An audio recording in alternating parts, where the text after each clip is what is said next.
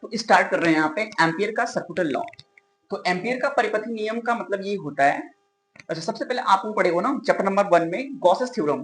तो Gauss's theorem में आपने क्या पढ़ा था कि गॉसेस थ्योरम के अंतर्गत जितने भी हमारे पास जो गॉस थ्योरम होता है, जितने भी उसके अंतर्गत जो चार्ज होते हैं वो चार्ज हमारे इनसाइड होते हैं, मतलब वो सभी का सभी माध्यम कैसा होता है, बद्ध होता है। वैसे एम्पियर सर्कुलर लॉ के अंतर्गत भी हमारे पास जो सिस्टम होगा वो सिस्टम कैसा होगा, बंद होगा। एम्पियर, हाँ सिस्टम कैसा होगा, बद्ध होगा, क्योंकि गॉसेस थ्योरम के अंतर्गत जो फॉर्मूला हम लोग प्रूफ किए थे फाइव क्यू अपॉन का एप्सिलॉन नॉट, तो वहां पर जितने भी चार्ज हमारे थे वो 1 अपॉन एप्सिलॉन नॉट गुना ही तो थे।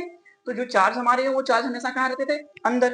तो इसका मतलब वहां पर की जो पूरा जो सिस्टम था वो सिस्टम कैसा था, बद्ध था। वैसे ही एम्पियर सर्कुलर लॉ के अंतर्गत भी सिस्टम कैसा होते हैं, बद्ध होते हैं। तो पहले कुछ चीज सीखते हैं उसके बाद आगे बढ़ेंगे। तो इसमें हम केस लेते हैं, फर्स्ट केस है आपकी, सेकंड केस है आपकी, थर्ड केस है आपकी। फर्स्ट केस में ऐसे बनाता हूँ, ये सर्किल है, सर्किल है, ये सर्किल बिल्कुल इस तरह है, रखी हुई है। मैं कैसे बताऊं, कैसे बताऊं, कैसे बताऊं,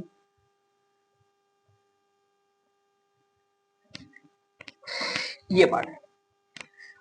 अब देखो ये मान लो सर्किल, ये सर्किल हमारी बिल्कुल ऐसे इस तरह से पड़ी हुई है। तो अब ये सर्किल जब बिल्कुल इस तरह से पड़ी हुई है तो जो करंट पास करेगा तो करंट इसके अंदर से तो पास करेगा। आप दो तीन वैसे ले लो ना, तार ले लो, ये है। अब मेरे को यहाँ से भी करंट को लगा तो नहीं ना, नहीं। यदि यहाँ से मेरे को करंट को भी पास करना है तो दो तार मैंने ऐसे लेकर के इसके अंदर से ऐसे डाल करके इस पर इसको निकाल दूंगा, तो करंट मेरा पास होगा। तो यहाँ से मैं इस करंट को पास कर रहा हूँ, ठीक है।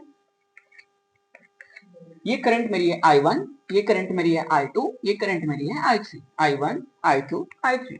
सेकंड केस में मैं ले रहा हूँ, यही भी मेरा यहाँ पे सर्किल भी है, यहां से मैं पास कर रहा हूँ भैया।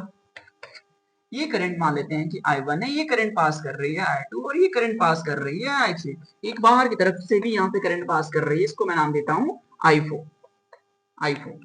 यहाँ पे चलते हैं, यहाँ पर भी मेरे पास एक सर्किल है, इस सर्किल से मैं यहाँ से करंट पास कर रहा हूँ, ये करंट पास कर रही है I1, ये करंट पास कर रही है यहाँ से I2 और यहाँ पे करंट इसके अपोजिट साइड में पास कर रही है I3, ये करंट हमारी पास कर रही है।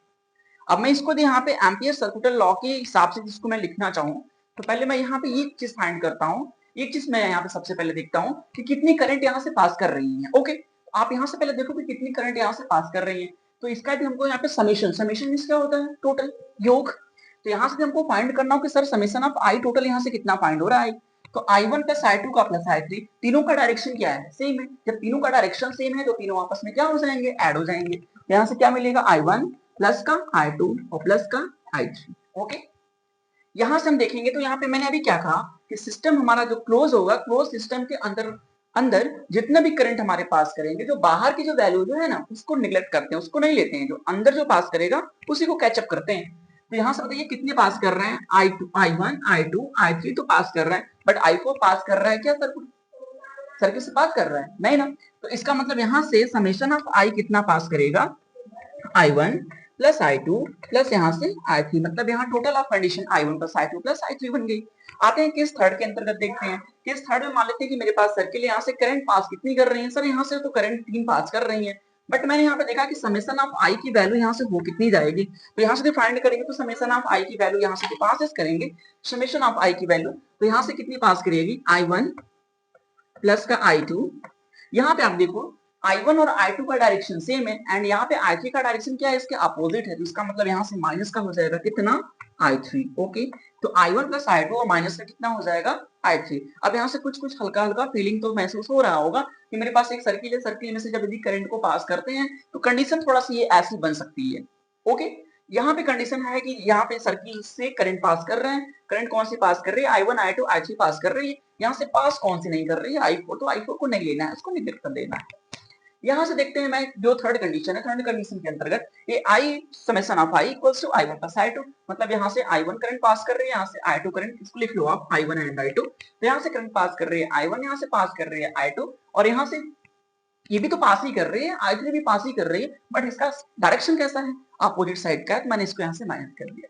चलते हैं आगे थोड़ा सा, यहाँ पे देखिए एम्पियर सर्कुलर लॉ, एम्पियर का परिपथी नियम में दो हमारी कंडीशन है, मैंने अपने से उसका दो कंडीशन बनाया है, दो कंडीशन पे हम इसको प्रूव कर सकते हैं, ठीक है।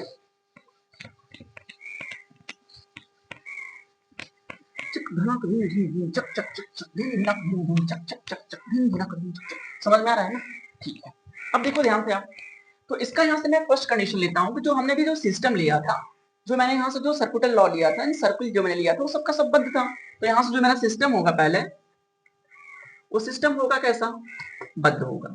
ओके, जो मैं यहाँ पे वृत्त लूंगा तो वृत्त है तो उसका क्या हो, तो बद्ध खुद से ही है, बट यहाँ पे जो मेरा सिस्टम होगा वो कैसा होगा, बद्ध होगा। दूसरी कंडीशन ये होती है कि इसका जो रेखीय समाकलन होता है, एम्पियर ने बोला था कि बद्ध सिस्टम के अंतर्गत जितने भी हमारे पास धाराएं जो पास करती हैं, इनके अंदर का जो चुंबकीय क्षेत्र है, जो इसकी जो लंबाई होती है, इसका जो रेखीय समाकलन होता है वो म्यू नॉट आई के मल्टीपल के बराबर होता है। Integration of B DL equals to, अब यहाँ पे cos थीटा को भी अप्लाई करो साथ में, B DL cos theta equals to, यहाँ से फॉर्मूला हमारा होता है म्यू नॉट आई, आप इसको समेशन ऑफ आई लिखो। ठीक है, मतलब इसको एम्पियर ने खुद इसको बोला है कि ये रेखीय समाकलन है। ये नियम में जब लिखा तो बोला कि रेखीय समाकलन किसको बोलते हैं, उसने बोला कि बी डॉट डीएल को आप क्या बोलोगे, रेखीय समाकलन। तो यहाँ से मैंने कंडीशन फाइंड कर लिया कि B dot DL cos theta equals to mu not summation of I. ये आपके रूल्स हैं, इस रूल्स को आपको लिखना ही है। ठीक है, ये चलेगा, this is the important rules. ठीक, हाँ, b dot dl cos theta equals to mu not summation of i। Summation of i का मतलब अभी हमने फाइंड किया, एक मेरे पास यहाँ पे सिस्टम है, सिस्टम में से कितने करंट पास कर रहे हैं उसको लिखना है, कितने नहीं कर रहे हैं उसको माइनस करना है, मतलब बाहर भेजना है। ठीक है, अब ध्यान से आप देखो, अब यहाँ से हमको फाइंड क्या करना पड़ता है कि एम्पियर के परिपथी नियम के अनुसार यहाँ पे हमको फाइंड करना पड़ता है बी। बी का मतलब होता है मैग्नेटिक फील्ड। तो यहाँ से हम लोग फाइंड करेंगे इसका मैग्नेटिक फील्ड होगा कितना। तो सबसे पहले हम एक काम करते हैं कि यहाँ से एक हम सर्किल लेते हैं, पहले इसको पहले हटा रहे हैं पूरे को। तो आप बताओ, यहाँ से सबसे पहले हम एक काम करते हैं, एक मैंने पहले वायर ले लिया, इस वायर से मान लेते हैं कि यहाँ से कोई एक डिस्टेंस इसके आर है और यहाँ पे पॉइंट हमारा पी है। इस पी पॉइंट पे हमको यहाँ से मैग्नेटिक फील्ड फाइंड करना है। ये वायर है, यहाँ से करंट हमारी पास कर रही है। ओके, इस current passes through the current, यहाँ पे रेडियस ऑफ, अभी तो इसको डिस्टेंस ही बोलेंगे, डिस्टेंस कितनी है, आर है, ये पॉइंट कितनी है, पी है। इस पी पॉइंट पे हमको क्या फाइंड करना है, मैग्नेटिक फील्ड फाइंड करना है। अब हमको पता है कि सर एम्पियर के परिपथी नियम के अनुसार सिस्टम मेरा कैसा होना चाहिए, क्लोज होना चाहिए। तो सबसे पहले हम लोग जैसे गॉसेस थ्योरम के अंतर्गत क्या करते थे, पॉइंट पी लेते थे, लेने के बाद एक क्या करते थे, एक ड्रॉ कर देते थे ना, स्फेरिकल टाइप का ड्रॉ करके वहां से वो निकाल लेते थे। तो यहाँ पर भी हम लोग क्या करें, ड्रॉ करें सर्किल को। तो हमने यहाँ से एक सर्किल को ऐसे ड्रॉ कर लिया, इस सर्किल है ऐसे, और इस सर्किल को ऐसे ड्रॉ किया है, इसके अंदर से यहाँ से करंट मेरा पास कर रहा है। बिल्कुल ये सिस्टम है आपका, passes through the current, ये सिस्टम इसका ये है, यहाँ से ऐसे करंट मेरा पास कर रहा है। सर्किल मेरी इस टाइप की है, ध्यान से देखना, सर्किल इस टाइप की है। अब देखो, सर्किल इस टाइप का, करंट मेरा ऐसे पास कर रहा है, करंट ऐसे पास कर रहा है, तो इसका रेडियस तो होगा ना। तो रेडियस कितना है, आर है। आर रेडियस पे मान लेते हैं कि यहाँ पे मैंने एक छोटा सा डिस्टेंस ले लिया, इस डिस्टेंस को हम क्या बोल लेते हैं, डी, यानी छोटी सी लंबाई मैंने ली है, छोटी सी लंबाई हमारी कितनी है, डीएल है। आपको पता है कि सर जहां से करंट पास करता है उधर की तरफ क्या होता है, अंगूठा होता है। तो करंट को जब ऐसे पास कराएंगे तो उसका मैग्नेटिक फील्ड तो उसके पीछे ही जा रहा है। तो जहां पे डीएल पॉइंट है उसके पीछे ही, यानी डीएल का डायरेक्शन एंड मैग्नेटिक फील्ड का डायरेक्शन, बी एंड डीएल का डायरेक्शन दोनों क्या होगा, पैरेलल होगा, एक समांतर हो गया। देखिए ऐसे करंट ऐसे पास करेंगे तो पीछे की तरफ जा रहा है, तो यहाँ पे ही तो हमको करंट पास करनी है, यहाँ पे ही हमको फाइंड करना है क्या, पॉइंट पी पे फाइंड करना है क्या, मैग्नेटिक फील्ड। तो इसका मतलब पॉइंट पी पे फाइंड करना है, तो पीछे की तरफ जा रहा है, ये ऐसे जा रहा है। तो इसका मतलब ये पॉइंट बी हो गया और यहाँ से क्या हो जाएगा, डीएल हो जाएगा।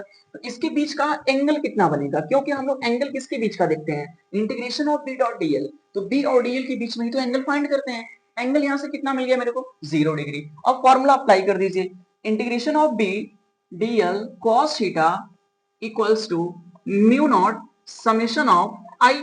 यहां से फाइंड करेंगे तो integration of B DL cos theta, cos यहां से कितना है, cos 0 डिग्री, cos 0 डिग्री की वैल्यू कितनी होती है, 1। तो इसकी वैल्यू कितनी हो जाएगी, 1। तो यहाँ से बी डीएल 1 इक्वल्स टू, यहां से हो जाएगा मेरा म्यू नॉट समेशन ऑफ आई। तो करंट यहाँ से केवल एक ही करंट तो पास कर रहा है, वो भी कितना है, आई। तो करंट कितना पास कर रहा है, आई।